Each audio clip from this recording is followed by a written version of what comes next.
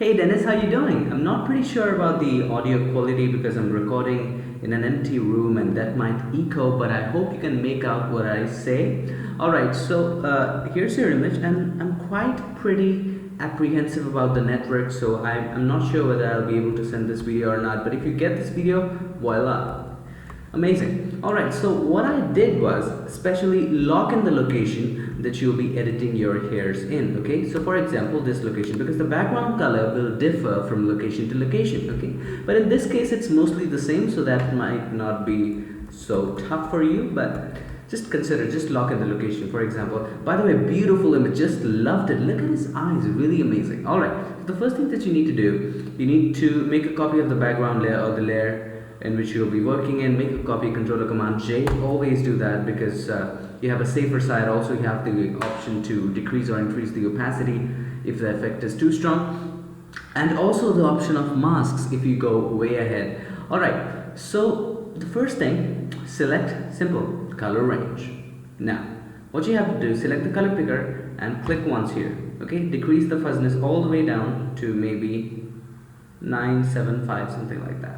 Okay, change selection preview to quick mask and begin selecting areas that are green. Okay, so select the plus eyedropper tool and just click and drag on these areas. Okay, just click and drag. So have a look which areas are selected. So these are the areas selected. Let's see the grayscale. Let's increase the fuzziness. That's pretty good. That's not bad. That's awesome. Alright, let's select some of these areas. Pretty good. Have a look. Okay, now that's good, that's better. Now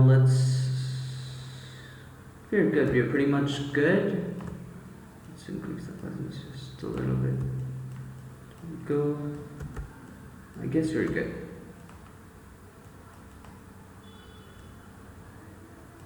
Alright, so once you're satisfied, click OK.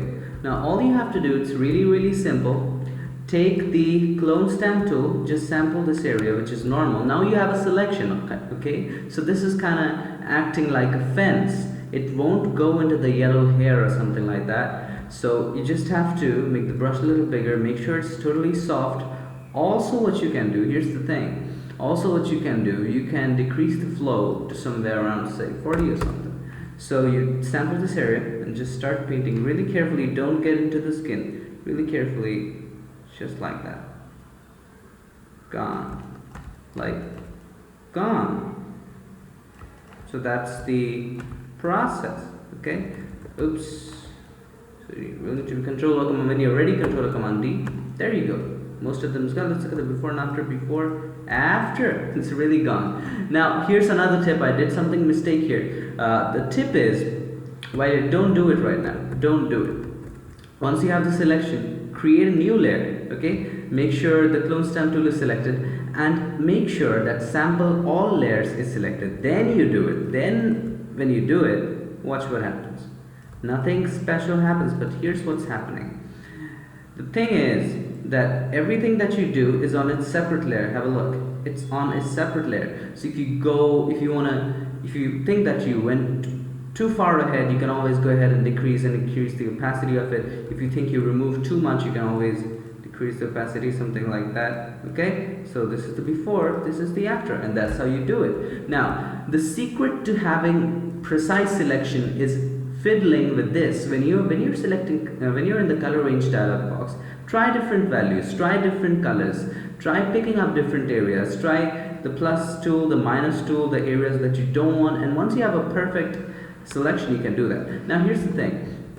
Once you're done with this area and once you move to this area, you might have to pick another color. Okay, but in this case the color is the same, so you might not have to worry about it. For example, this is a critical area.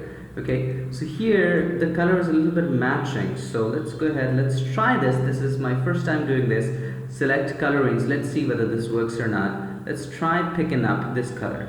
Okay, when you want to change the color, don't touch the plus one. Okay, touch this one, just pick on this and let's try adding different colors to it. Just clicking in and adding different colors. There you go. Let's look at none so we can pick carefully. Okay, this is pretty good. Now let's get back to grayscale and let's see which areas are selected. Let's control the fuzziness, something like that, and click OK once you're satisfied. Then simple, create a new layer, add a patch tool, and then start filling in these areas.